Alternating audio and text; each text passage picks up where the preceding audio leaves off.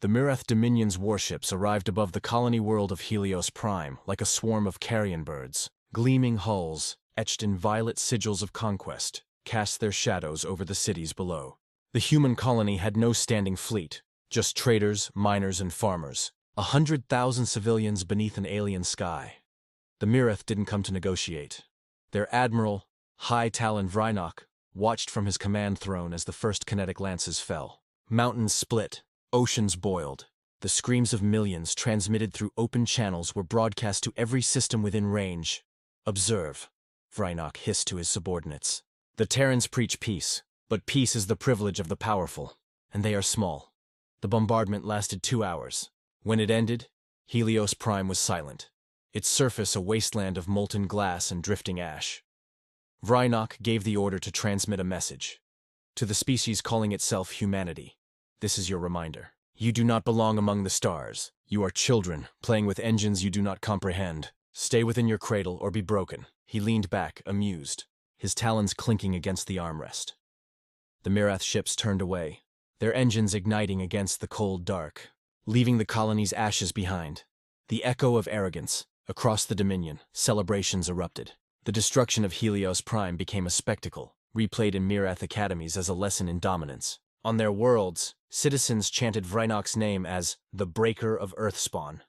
They believed the humans would retreat to their blue planet, wounded and humbled. To the Mirath, Earth was a backwater, a single wet rock orbiting an unremarkable star. Its fleets were modest, its worlds few, its people slow to anger, endlessly diplomatic, always seeking compromise. They mistook restraint for weakness. In the Galactic Council, Mirath envoys mocked human delegates. "Your species breeds well," they sneered. "You can always repopulate another dirtball." The humans didn't answer. Their representative, an aging ambassador from Luna named Grace Halloran, simply gathered her papers, looked each alien in the eye and said softly, "You've made an error that will outlive your sons." Then she left the chamber. The alien delegates laughed, but the laughter began to die weeks later. When Terran traffic disappeared from trade routes, human embassies closed, civilian signals went dark. The solar network, once bustling with commerce and transmissions, went silent.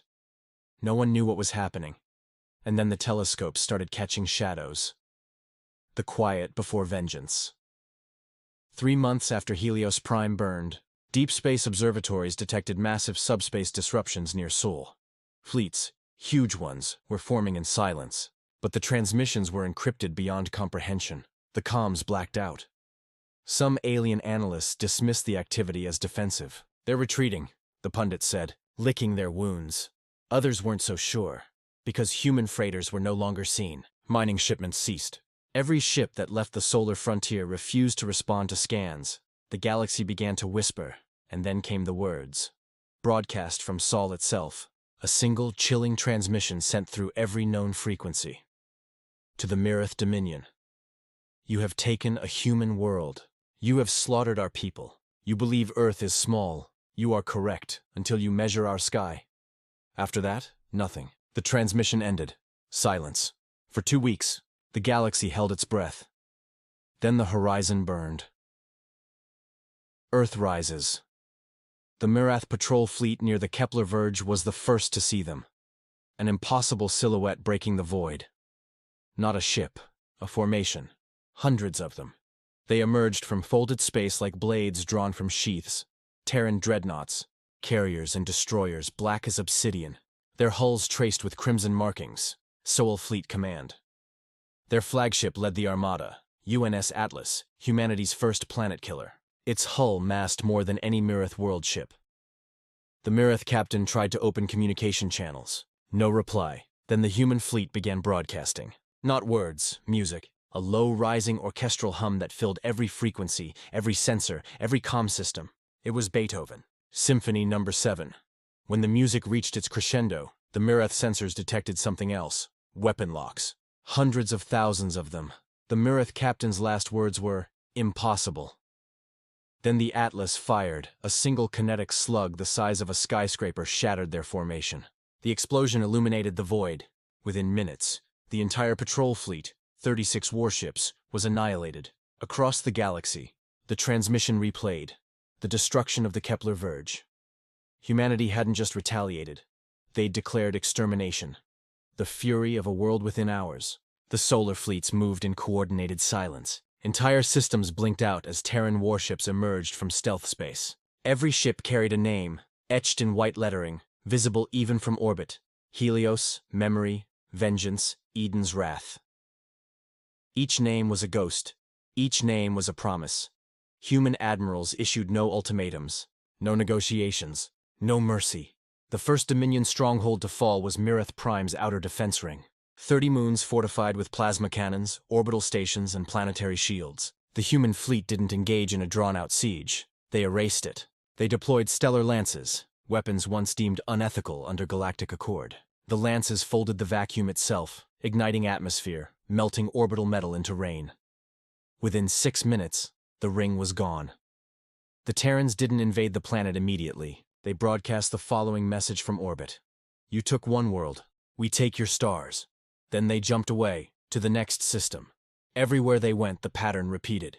Planetary bombardment, orbital annihilation, silence. The Mirith's communication networks collapsed under the weight of terror. Civilian ships fled into the void, praying to gods that had never answered them. The Mirith High Council convened in panic. What do they want? Cried one advisor. Why won't they speak? Vrynok, the admiral who had destroyed Helios Prime, sat in silence. His eyes twitched as new reports arrived, each one worse than the last. The humans weren't conquering. They weren't claiming territory. They were burning everything. The sky filled with Earth a month into the war. Something happened that changed galactic history forever. The Dominion's capital world, Carthage, was the heart of their empire, protected by fleets numbering in the thousands. When human forces arrived, the defenders laughed. Earth cannot reach this far, they said. Then the stars disappeared.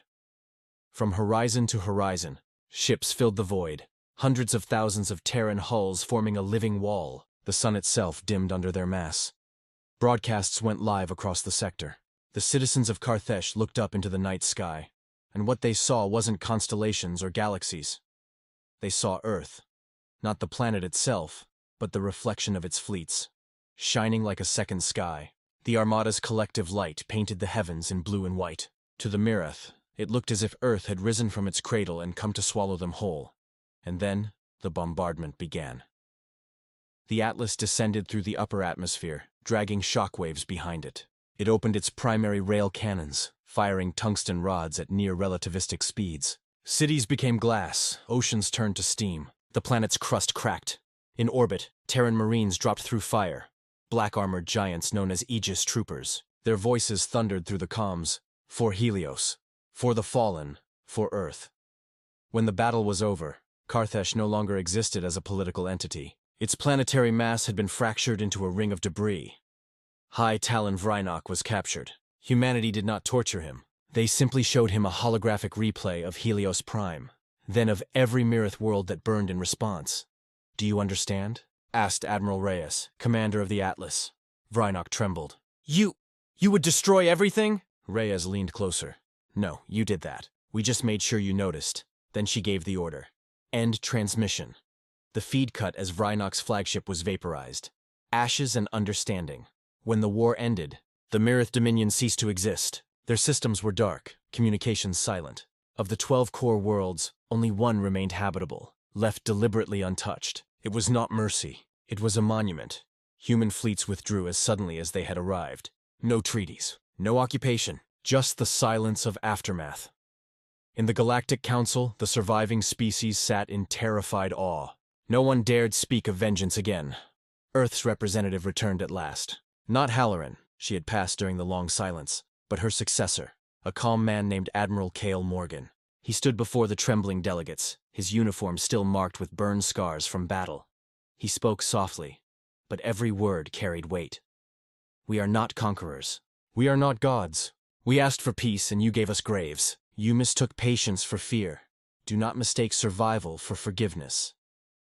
Then he looked up at the galactic holomap, where once countless empires had sparkled, and whispered. They thought Earth small, but it filled sky. The whisper that endured. Centuries later, the story of Helios Prime became legend. The Mirath name faded from records, erased by time and shame. Children of alien worlds still whispered to each other in the dark. Do not anger the Terrans. Do not wake Earth, because even now, deep in the void, ancient human warships drifted silently, still operational, still watching. Their hulls bore words long forgotten by other species, but etched forever in steel. We remember. And above every world that dared challenge them, the same image would appear, briefly, impossibly, before vanishing back.